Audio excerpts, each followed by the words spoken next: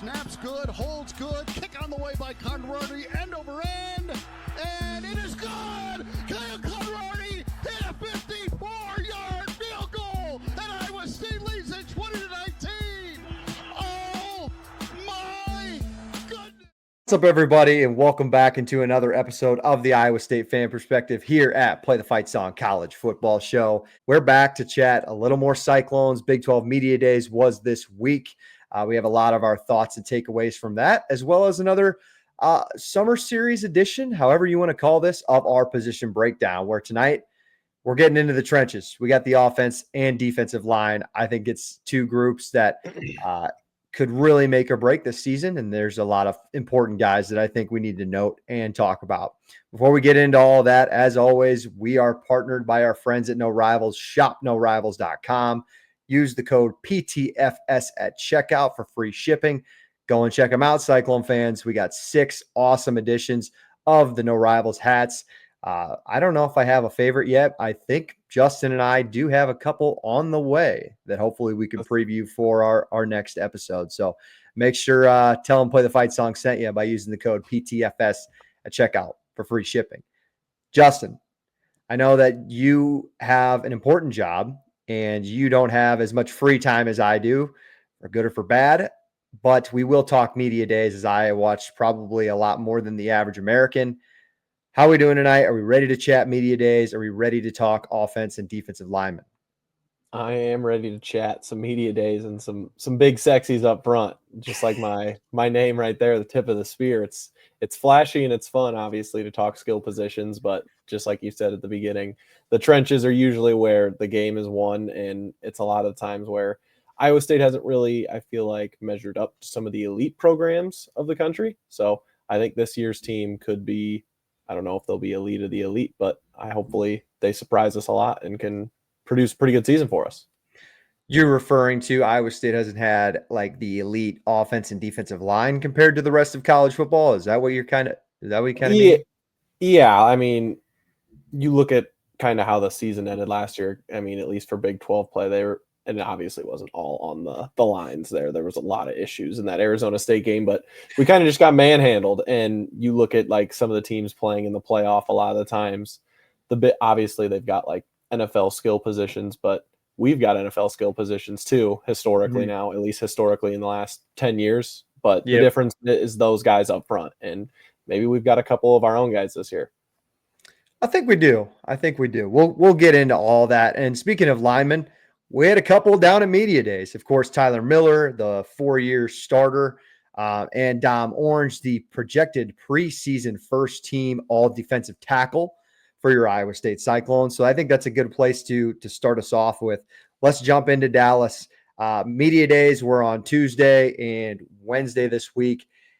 I don't know if I really even have any specific takeaways from Matt Campbell and his comments this week. More so just around the league and from other coaches. I think there was a lot of good stuff from other coaches that were said, and we will get to all of that. If we do want to start with Campbell, not necessarily anything. I don't think it was anything he specifically said, but just like it was kind of cool. I think the praise he got all week was pretty. I don't know what the word is. It was surprising. I think I know that he is a well-respected coach in college football and specifically in the Big 12, but now him and Kalani Sitake are both going on year 10. So they've been a decade, one of the longest tenured coaches in the league. And then of course you have your Gundys and your Kyle Whittinghams, but like Campbell's now getting up there as a pillar of this league. And I think Matt Campbell as a head football coach could be one of the staples in the future of this Big 12. And it really seemed like it. You had him going on SportsCenter at the prime time, 5:00 hour. You had Kenny Dillingham tweeting about him, how he's the best coach in the league, or he had something to that nature. And just a lot of praise all across the board on how he runs his program.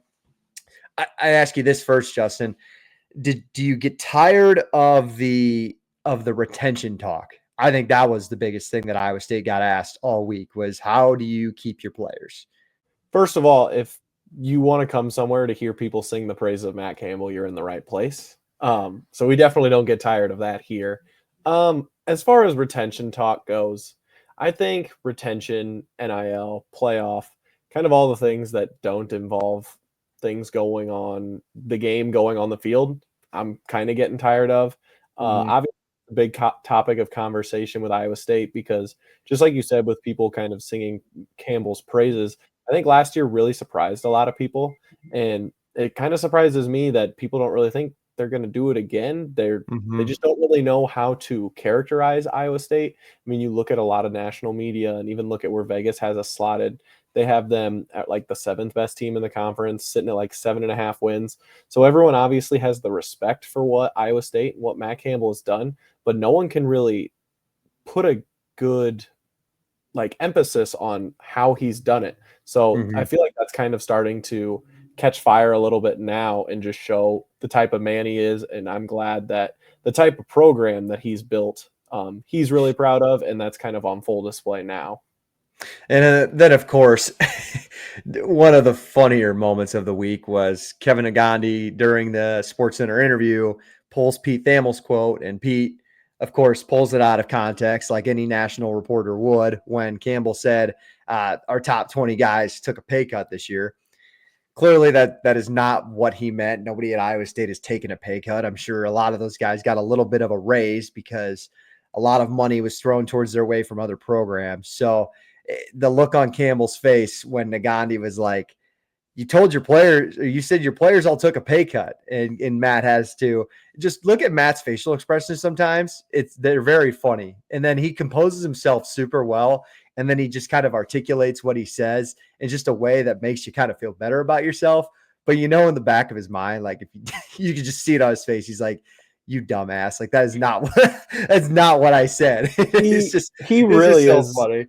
he really is kind of hitting the prime of his coaching career where obviously he's got many years in front of him V1s, but he's kind of hitting his prime with like how his program's being built and his age where he's engaging with the media and giving really good context, but like you can tell it's starting to wear on him a little bit to Yeah. where we're not going to be seeing this type of interaction, I think, from him in another 10 years. I do think he is. He this week, I thought he was a little more open Yeah, than no, he he's has way in the more past. open than he has been, but you could see he does that, but he doesn't necessarily seem to enjoy it very much. No, he makes every press conference seem as painful as possible for a human being. I Which will I say the think last. I think Or that's go ahead. like we were talking about retention. I think that's kind of like a recruiting tool for himself, putting himself out there and kind of showing like the type of guy that he is and type of genuine person that he is. And I think that's probably something that people are telling him to do, and he's Mhm. kind of noticed himself to do. We knew how important the Farmageddon game was in August at week 0, not only for Iowa State and Kansas State, but for the Big 12 as a whole. But this week reminded me of how important this really is for the entire league because I think they were asked about it 7 different times. The players, the coaches, just all of it. Like it, and K State, the same thing. Like K State players and coaches were asked that about this Farmageddon game 9 different times, and it got like the nerves for me building up. Like man, like we know it's going to be a big game. Like nobody has to tell us that, but it's starting to become real. On like I don't remember a game this early in the season meaning so much. Hawkeye fans will be like, shut up, you're an idiot, whatever. This game means everything. But no, obviously the Cyhawk game is a different thing. But like this game like means it could mean so much for the winner and the loser of this one just going into there because both of them will probably be top 20, playoff contending teams in this league. Yeah, it means more just because it's a conference game too, and I think for the conference as a whole, with where the Big 12 is at now, the stage that these two teams are given with the quarterbacks that they have, the coaches that they have, kind of the respect these programs, both of these programs have, it's going to put a lot of pressure on both teams. And I kind of liked how Campbell was talking about, I think it was Campbell, how he was talking about how historically these last couple of years, both teams playing in this Ireland game haven't really responded that well after the Mm-hmm. fact. Because, I mean, it is super early into the year. It's week 0. It's Iowa State usually doesn't get rolling until the end of September, October. And this is like a full like 6 weeks before that. So win or lose, obviously it's a really big game. But even if Iowa State loses, like They've got 11 games in front of them, and it doesn't Mhm. really change. Doesn't change that much. It changes more because it's a conference game instead of a non-con game, but there's going to be so much season left after that, and I'm glad that the coaching staff clearly has that on their mind and is preparing for that. Well, either side of this, the losing team the sky will be falling for a decent majority of the fan base. It's just Which is true, comes but with it. I was putting myself in that situation and kind of looking at the schedule that I got there behind me. And worst case scenario, like South Dakota is a really good game, but if you have any aspirations, you obviously can't lose that game to an FCS school. If we start the season 1-2, the season's still not over. Iowa State Yeah. could still rattle off like 7 of their last 8 or 7 of their Mhm. last 9 at that point and still I have be over their wins and still be in contention for everything that they're trying to go for this year. So obviously you want to win those games, but people are going to make it seem like the sky is falling when I don't really think that's going to be the case. we'll do our prediction episode like we always do. I jumped back this week and watched our prediction where we ran through the schedule and went wins and losses last year. It was just kind of funny looking back at it. We didn't do too bad of a job, but No, because we won a lot. right. We were still under. Deep diving on like South Dakota too is they lost a lot. We'll obviously get to that preview, but it's kind of alarming. Some people, the G5s lose people, but South Dakota. I do want to say before we move on from that game, yeah, if we lose, the sky won't be falling. But like if we win, we're not going to be a top 10 team in the country. I know Iowa State fans kind of have a tendency to go one way or the other, like the sky is falling, or they like to really bump their chests out when things are going. You don't think if they win by like double digits, they won't get bumped to the top 10?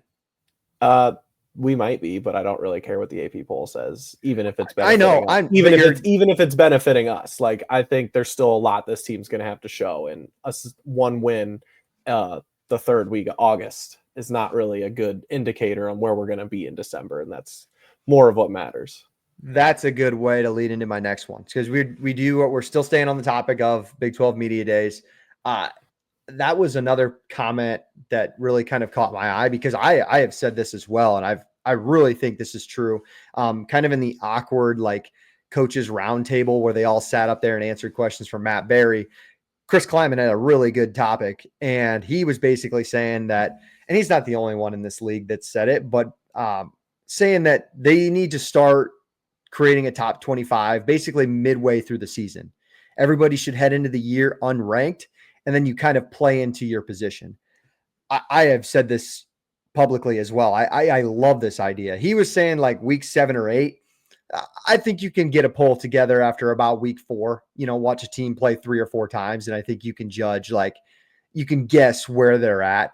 And like the AP poll, for example, people are always going to have their brand biases and stuff, but I really think this could be a game changer. And will it ever happen? No, because people like to talk about rankings from week 1 to the middle of February. But I think it'd be just super fascinating to kind of watch things play out. And that would give us, I think you'd have a lot more undefeated teams ranked within 1 through 15 rather than maybe, for example, an Ole Miss who started at number 5. They dropped 2 of their first 5 games, and they're still in the top 15 because those 2 losses were Tennessee and Texas. You know what I mean? Yeah. Like I think I don't know. What did you think of this idea? I loved it. I mean, especially with player movement nowadays, there really is no reason for a ranking system before the 1st of August. So I know you were talking about like week 7 or 8 or something, but you could even say like August 1st, start doing it then. I think this would really benefit the Big 12, and I don't even think it would be much of a detriment to other conferences. But the Big 12, with the like the way they're viewed around the country, this would really help them, and they're kind of in a backseat for much of the time because they don't have any top 10 teams going into a season, and they never really will. Just look at last season, let alone Iowa State. How do you think BYU and Arizona State would have been viewed last year if there wouldn't have been top 25 rankings to start the season? I guarantee both of them would have finished up higher than they were. And hell, BYU might have even made the playoff at that point. They didn't make the Big 12 championship, so probably not still. Right. But you can kind of get the point where it's it's all bias. And I mean, taking away bias and just looking at the product on the field is never a bad thing for the sport. I still remember to this day. I don't know if I'll ever forget it. Speaking of bias and just like preseason polls, I thought Arizona State was going to be terrible. Like I was pretty much on the Everyone record, did. but I took the points for Wyoming when they went to Tempe week 1 to play Arizona State, because at that point you thought Wyoming was going to be okay. And I took Wyoming like +6, and they lost like 42-6. It was easily the worst bet I'd had all year. Come to find out, Arizona State goes to the college football playoff, and Wyoming was one of the worst teams in the G5 last year. That just tells you, like, we do these previews here at Play the Fight Song, and we do these conference previews, and it's just like, we love diving into it, and we love trying to give you guys the best information possible, but sometimes it's so hard to tell in those first couple of weeks. It's like, wow, it can really expose how bad you may look on a pick or a projection. But yeah, going off of that, they're never going to get rid of the rankings because of the TV market and the hype that produces for those early season games. Like, look at if Texas, Ohio State was you could survive off of the brands for those games. But was it Oklahoma State and Utah that played their first Big 12 game against each other, and Utah won like that super ugly game, and everyone's like, "Oh, huge win for Utah. This might not be the only time they see Oklahoma State." Utah's only Big 12 win. Oklahoma State doesn't win another Big 12 game, and they just lose out from there. But like at the time, that was like an enormous game. And that was one of those games that was increased by the AP rankings. You know what I mean? If it was just those two brands facing off, that game would have been completely forgotten. Sure. Lastly, I would say from the Big 12 Media Days takeaways was, everybody talks about the AQs and stuff, and I don't know if we want to get into all of that, but what really came to me was how confident, and I love the confidence because I think I see the vision, how confident Brett Yormark is saying that the Big 12 will get 2 teams in the college football playoff this year. I know as a commissioner, you need to be bold and you need to take chances and all this stuff. And that's why he wants to go to the 5-11 model, because he thinks it needs to be earned outright on the field, which I've also said, I really don't care either way at this point. I'm kind of tired of it. If the Big 12 has to earn their way into, a 5-11 model, fine. If they get 2 automatic qualifiers, also fine. Don't think it's really going to impact my day-to-day life that much as a college football fan. But him being so confident this year to say that they will get 2 teams in the playoff is, it's interesting. I mean, what is he supposed to say, right? Yeah, we're only going to get 1 team in, but he also didn't have to say anything at all. And so look at what the ACC is doing. Yeah, exactly. Nothing. Exactly. So did you have any thoughts about his confidence in getting 2 teams in the playoff this year? Do you see it? I think it's very possible. I like his confidence. I know I've heard the arguments for the 5 automatic qualifiers and the 4-4-2-2 model. And I think, obviously, looking at where college football is heading, the 4-4-2-2 seems to make more sense for the Big 12. But I do like the 5 automatic qualifiers because it does put more emphasis on the games, and it really backs the Big 12 up in a corner. And I think that I think he's right. I think this league is really deep this year, even deeper than it was last year. I know you've talked about it a lot on your other podcasts. They've got like 13 returning starting quarterbacks. Yep. I think this league has a lot of potential this year, and I think he kind of sees that vision too. And pumping out his chest and kind of calling his shot now could help his argument in the future next year when the state or like the whole landscape of college football is really going to be changing, is when it's going to be. And this is, guys, like at Play the Fight Song, we try to say we have our teams, obviously. We have our Nebraska show, Iowa State show, and I love Big 12 football as much as the next guy. But at some point, if the Big 12 doesn't win these regular season matchups that we have this year, it's like I can be a fan of it, but also I can see why they keep people out of the playoff if the Big 12 doesn't go and win these games. And they talked about this a lot on the show for the Big 12 Media Days this week. You have Georgia Tech, Colorado. Georgia Tech, good ACC team, probably top 3 ACC team this year, traveling to Boulder. Would be a huge win for the Big 12. Nebraska plays Cincinnati on a neutral site game also would be massive. I'm even losing. I mean, Iowa State, Iowa is always Utah, a big one. UCLA. Yep. Utah, UCLA would be another good one. There's so many. Someone Even plays just, SFU, I think. I think, TCU TCU. plays SMU every year. Yeah, North And they got Carolina. trounced. They got trounced last year, gave up 100 points to them.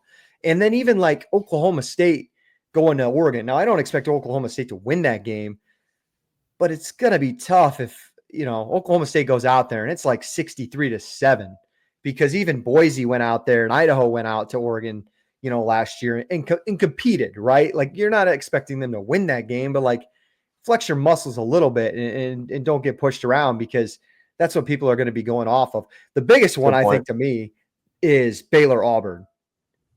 I'm really nervous for that game, and I shouldn't care, honestly, but man, I want Baylor to win that game. The Big 12 needs Baylor to win that game. I shouldn't say I need it. I'm not going to really never die by it, but the Big 12 needs Baylor to win that game, because Auburn is one of those teams this year that's spending the cash.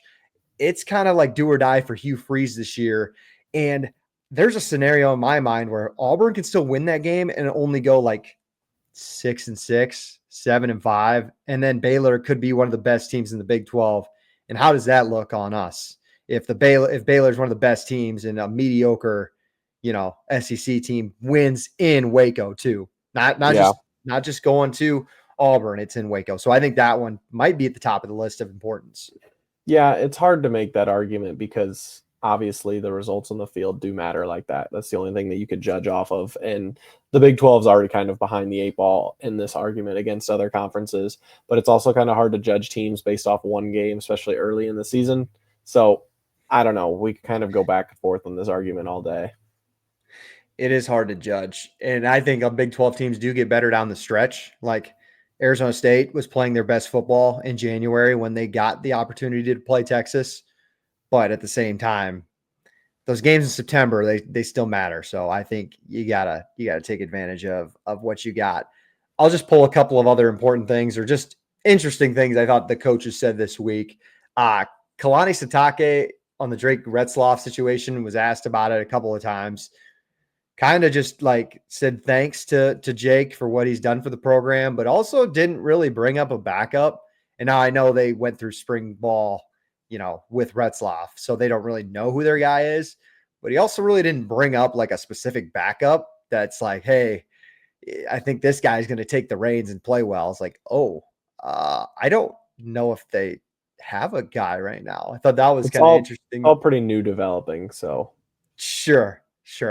And then Joey McGuire was asked about just, the cash that he's spending all the time. And that was brought up as a big main topic. But like personnel wise, loves his pass rushers. Like the defensive line for Texas Tech could be something I don't think the Big 12 has ever seen before. Now, whether or not they play with full effort every single down, Lee Hunter, the UCF transfer, is kind of known for that. He's a big body. He's one of the best when he's playing his hardest, but we'll see if they give their full effort every single down. If they do, like Romello Height, David Bailey, Lee Hunter, that defensive line could be like Texas a couple of years ago when we saw him. Rich Rod said he's comfortable playing 2 quarterbacks. I think a lot of us thought Nico Merkiel was going to just be the guy right away, but the Texas A&M transfer, like he's done it at Jack State. Like he's willing to play 2 quarterbacks. So I thought that was interesting. And then Coach Prime says, they had 2 great players last year, but this is his best team he's ever had at Colorado. Now, again, it's like, what do you expect him to say? Kind of goes back to what I said about Yormark. He didn't have to say that. And so I was pleasantly surprised with how confident he is in this group, especially when he brings 2 quarterbacks to media days. That's not very normal. So out of any of those things, Justin, anything else that kind of caught your attention before we wrap up this media day talk? I thought it was interesting, not to only talk about Iowa State on here, but I thought it was interesting that Campbell said last year was the most adversity a team that he's coached has ever faced in a single season. Do that stick out to you at all? It did. Yeah. And it it'll kind of go into topic when we talk about the offensive line and when just like pulling the information for this podcast, just remembering like who all played and how many different offensive linemen started. And that's not even to mention the linebackers, when you had like 9 different linebackers start throughout the year. And you just go back and think like, there's a reason Iowa State's like picked 6th right now, I think, which I love being under the radar and not kind of underappreciated. But like at the same time, it's like I kind of understand because there's a lot of guys that just didn't play last year. I don't know. Like, you know what I mean? In a way, like, we didn't get a whole lot of starts. We have a ton of dudes have played. Right. And a lot of guys who have been around for a while. Correct. But in the long run, I think it's going to help Iowa State. It's going to help the depth. It's going to help the competition. But at the same time, we look at these 22 starters. I mean, I don't think there's a lot of spots that are necessarily saved. I think we could do a projection, like when these position breakdowns, we can give a starting lineup. And I think it could look completely different by the time we kick off in Ireland. I really do. Like Campbell's not the guy, or he's definitely the guy to tell you one thing and then brings out this true freshman or redshirt freshman in the biggest stage, So I do kind of see why the media anyways is kind of skeptical on what this roster might look like and why they've picked them kind of around that 5 or 6 range in their preseason polls. I just kind of feel like depth is an underrated piece in college football right now. And definitely is one of the deeper teams that Iowa State's had in a while. And I know that was something that Campbell touched on as well. And it only helps with practice and making guys better. So I kind of think that's something that's exciting and something that I'm looking forward to this season. Well, let's just jump into it then. Let's stick to the Iowa State talk on the Iowa State show. Let's talk the offense and defensive line. Before we get into all that, again, check our partners out at shopnorivals.com. Use the code PTFS for free shipping on all the best hats in college football or just college sports in general. And don't forget to like and subscribe to the channel. I think I forgot to mention that earlier in the show. Guys, when this comes out, I think we're literally like 10 people away from our magic 1,000. And obviously we wanted 1,000 before we kicked off in Ireland. And I definitely think we're going to get there, and we appreciate you and love you guys so much for tuning in every week. But if you're watching this tonight and maybe somebody else is sitting next to you with a smartphone, they may never watch YouTube. Just grab their phone, look up, Play the Fight song, Play the Fight pod on YouTube, and just go ahead and get that subscribe button for them. And maybe they'll jump into a little Cyclone talk once August comes around. You have those friends, right? They're like all immersed in the season. We love them for it, but they usually don't tune in until like August and September. That's okay. Get them ready. Get them subscribed. We love you. We appreciate you. Justin, you got something to say? You just laughing at me. I thought Josh Pate was taking a break from YouTube right now. Am I podcasting with him right now? Am I stealing? Did I steal something out of his playbook? No, maybe a little bit of inspiration from there. Yeah, kind of. Well, I just figured, like, what else are people doing? They're probably watching this on their phone. It's a great point. There's a reason the show is so successful. On their TV, 7, 8 o'clock at night. What else do you want to do on your Friday night? Listen to a couple of I was going to be nice. A couple of fans talking about their football team they love so much. So let's talk about it, Justin. Offensive line. Let's get into it. We're 28 minutes in, and we'll see where this goes. Who is coming back for the offensive line this year? And actually, what does the offensive line look like? Let's start with who's gone first, because I think you don't lose much as far as like numbers wise, but you lose a couple of really key pieces that were huge down the stretch for Iowa State. That would be Jalen Travis, who obviously got drafted by the Colts, and Jared Hufford, who started so many games for the Cyclones and was really a rock solid leader for that offensive line last year. So who's going to fill those shoes for those guys? We mentioned him before. Tyler Miller started the last 2 seasons at right tackle. He started the last 3 seasons, started his first season at left tackle, and he's moved to right tackle these last 2 years. 6-year senior, huge season for Tyler. I would love to see him become an all-conference guy. Brendan Black, 7 starts in 2023, 13 starts last year at right guard. It is believed he's going to be moved to center, which I love this. Why? Because obviously the center is probably the most important position outside of the left tackle on the offensive line. But Brendan's the first true freshman to start at Iowa State on the offensive line since Kelechi Osemele. So I think he's in pretty good company there. I think he's due for a huge season if he stays healthy. Jim Boniface, another guy that was projected to be the starting center last year. I don't know if he's going to start this year. I think he's in the 2 deep at this point, but he's a senior. He's got a bunch of games under his belt. Justin, we talked about depth. He's going to be awesome to have. Trevor Burr. This is a young guy I think everybody likes. Started 6 games in 2024, 4 games at left guard. Everybody in this 2 deep, Justin, is a redshirt junior or senior besides Trevor Burr. He's the young guy in this group. I think there's a ton of upside with him. Then we'll get to him at the end, actually. We got Dylan Barrett, 8 starts at left guard. He missed 6 games due to injury last year. The Wisconsin transfer, thought he was awesome. He brings his brother with him this year, an Indiana transfer.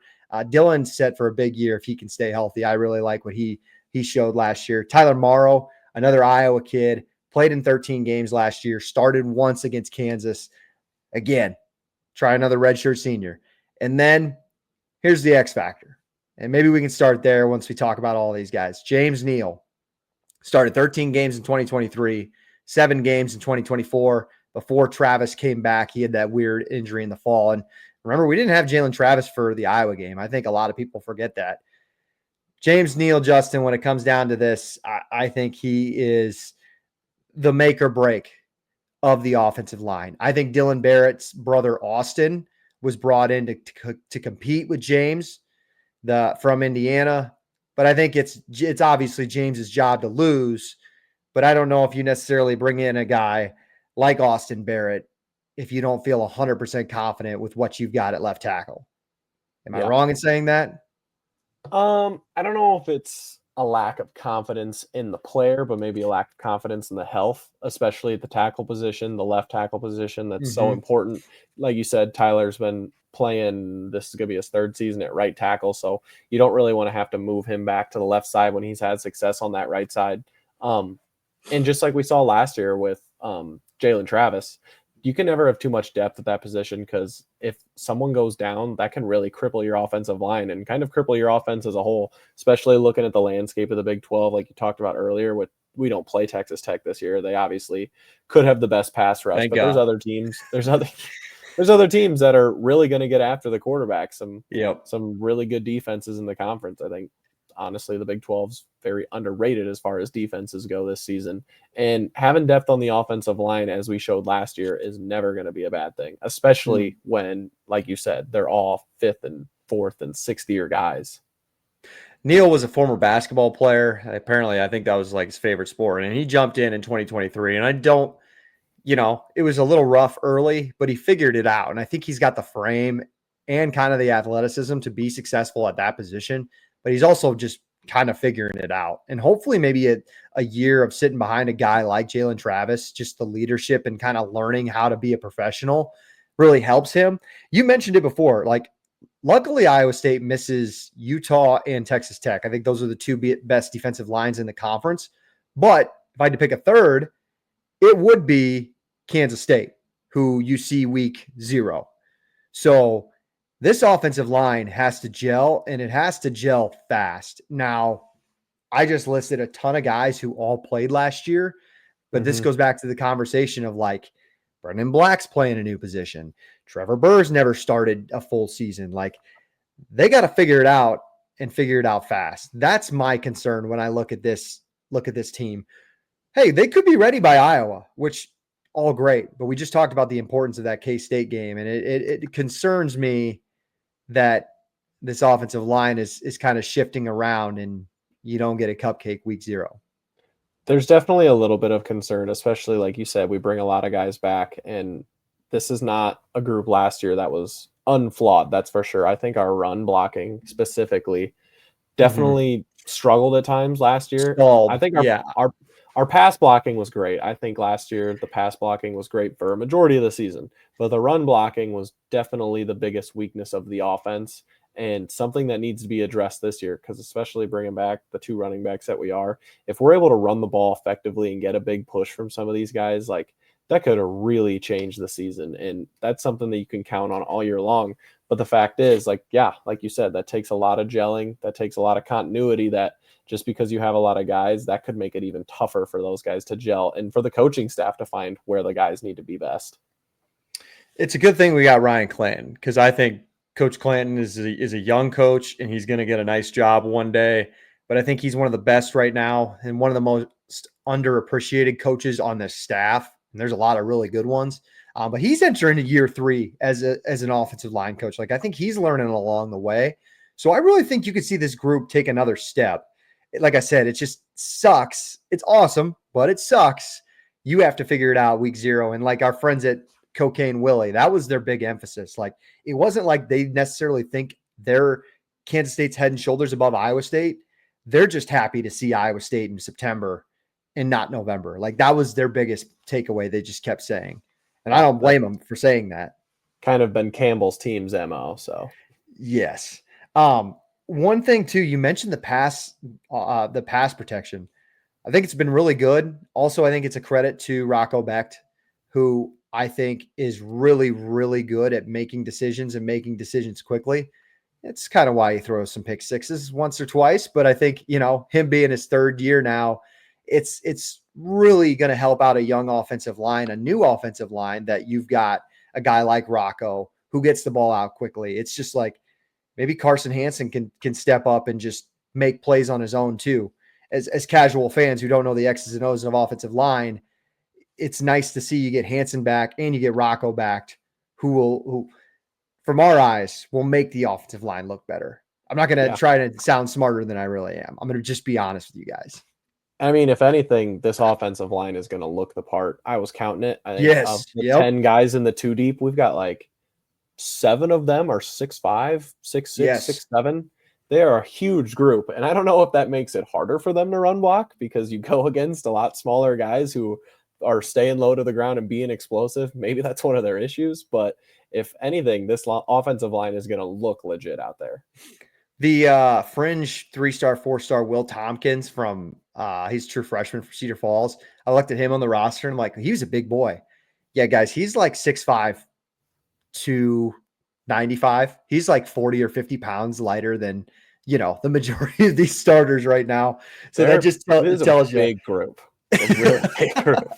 We're going to look the part. Like, we didn't, like in the Rhodes era, you didn't have 6'6" right tackles and left tackles. Like, that didn't happen. No. So now we need that aggression that Clanton talks about just to translate it a little more.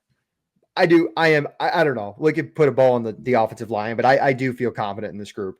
And the sky might be falling in week 0. They might look bad week 0. But I think by November, this group is going to be actually really solid. I'm optimistic about it. And like you said, I'm glad you brought up Clanton. I'm trusting the coaching staff. This is his 3rd year with Iowa State? Mm-hmm. Yep. This is his 3rd year too, kind of starting to gel and get his point of emphasis across too. So hopefully that can only translate from last year. Let's flip to the other side of the field. Let's talk about the defensive line. I'm excited to get into this group, Justin. I'm sure you are too. Who's gone? Tyler Onyedim took a bag, went to Texas A&M. Kennard Snyder transferred out. I actually don't know where Kennard. I think he went to Texas State. I think he transferred down to the G5. I hope the best for Kennard. I liked him. He just kind of battled some tough injuries last year. Joey Peterson graduated. Trent Jones, I believe, is also off to UConn. And then the big one, J.R. Singleton, a guy that was a pillar for the defensive line room. He graduates as well. Wishing nothing but the best for J.R. So who do you bring in? A lot of transfers, especially on the defensive ends. You got Cannon Butler. You got Tamatoa McDonough. And you got Von Troy Malone, the Tulsa transfer. McDonough led the Ivy League in tackles for loss. I think you guys are going to like him a ton. Going back to media days, this was a guy that Matt Campbell did bring up. He said, Tamatoa didn't even take a snap during spring ball because he was graduating at Yale, kind of like Jalen Travis, but just at least his demeanor and everything he brings into the locker room has already been super impressive in summer lifting and everything like that. So love that Coach Campbell gave him the shout out. This is a senior. This is a mature guy. Hopefully Iowa State can finally get another pass rusher this year that I think they've lacked the last couple of years. Zamir Hawk comes back, played in all 14 games last year. I think he's going to be a guy that might have to fill the shoes of a J.R. Singleton in the productivity department. You got Dominic Orange, preseason first team all Big 12 defensive tackle. You have Ike Ezeagu, your starting one of your starting edge rushers, played in all 14 games last year. He's going to be the starter this year. Then Miles Mendezun, played in all 14 games last year, led the special teams in tackles. He was really good. He was the one who blocked the punt against Baylor. Huge special teams guy for this group. Coach Campbell loves him. And then defensive end, Jace Gilbert was another guy Coach Campbell brought up, redshirt freshman, played a ton of reps in the Pop-Tarts Bowl. could be another guy that gets a lot of reps. So I didn't even mention a couple of other ones. I've heard a lot of good things about Malik Verdon's brother. Cannot remember his first name on the top of my head, but true freshman. I heard he played really well in the spring. So another young guy to keep an eye out for. Justin, what is your thoughts and what's your confidence level right now with this defensive line group, the entire defensive line group? Yeah, I mean, I think we could sit here and talk about this defensive line group, and it's kind of like talking about the offense and how far is Rocco going to take us. I think this defensive line group pretty much boils down to how good is Dominique Orange going to be this year. I think he's legitimately could be drafted anywhere within the first 3 rounds of the NFL draft next year. I think he has that type of potential, and this defensive line is really only going to go as far as he takes them and how much pressure that he's going to put on the defense. But like you said, I think some of the new transfers, some of the new additions this year are going to make a really big impact on this team. Pretty much since Will McDonald's left, this group has really Iowa State's defensive line has really struggled generating pressure, and I think it's put a lot of stress on that 3-3-5 defense. You need to be able to get after the quarterback and not necessarily get sacks every time, but they need to do a better job of pressuring the quarterback. And I mean, if Dominique Orange is in there, as many plays as they say he's going to be, if he's pressure in the middle, it's only going to make it easier for the guys on the edge. And I think that makes opportunities for guys like McDonough and Malone to really kind of run free and try to make some space. I think McDonough, 6.5 sacks last year in the Ivy League. I don't think we had anybody on our team who had more than 2 or 3. So just bringing in a guy like that's going to be huge. If they can get any of those stats to translate, I think it's going to be huge for our defense as a whole. I really want to see, the 2 deep really prosper here. And we talked about the injuries, like with the linebackers and everything. Defensive line was no stranger to that too. I mean, look what happened in the Kansas game when Dominic Orange was out. I mean, it was just a full-blown disaster. It's been said that he's going to be playing 60% of snaps this year. That's a ton for a defensive tackle. So I think Zamir Hawk is just as important as any other guy in this group who's going to have to replace the J.R. Singleton snaps and be almost as productive. He's been really highly talked about by Coach Sheed, by this coaching staff, and I think he's got that potential. He reminds me of young Dominic Orange. It's like you take kind of a couple of plays off, it's there. It's just like, can you play hard and play fast all the time? And maybe this year he's just going to have to mature and figure that out, because now he doesn't have a J.R. Singleton, kind of behind him. Like, it's like, dude, you're the guy when Dominic Orange isn't in. Like, how you see Dom, so you know how important this position is to our defensive line. I named 5 or 6 guys at the edge rushers. I hope they all play. Cannon Butler, Mendezoon, Ezeagu, McDonough, and then Malone, I think, might start. He's listed on Athlon right now as the starter, but McDonough didn't, come in the spring. So maybe that was why. But man, if we could get 5, 6 defensive ends playing in a game, I think that is just massive for this John Haycock 3-3-5 defense. I think it's a lot to ask to get that much production from that many guys, but if you can even get half those guys to be productive, reliable players, that's really what this defense needs, because I don't know if it's other offenses starting to figure out the 3-3-5 a little bit, but it's and we had a lot of injuries at linebacker last year, so that certainly didn't help either. But it doesn't seem to be as trustworthy down the end of the stretch of games as it has been kind of towards the beginning of Heacock's tenure at Iowa State. And I kind of think that has to do with some of the defensive line. I don't really think we've been able to count on it and get big pressures and get big stops outside of the Iowa game last year when it matters. And I think that's something that if this team wants to go win double-digit games again and compete for a playoff, this is a group that is going to have to be big time, that they're going to have to rely on. It's kind of fascinating. Last year, they won as many games they did with the 15th best rushing defense in the Big 12. There's only 16 teams. It's no secret. It's no secret that the play was to run on Iowa State last year, and that starts with these guys up front. But I even think back, we had 16 total sacks last year. I looked it up, and I don't know where. I couldn't find the 2016 stats, so I couldn't go back and figure out where that ranks in the Haycock era.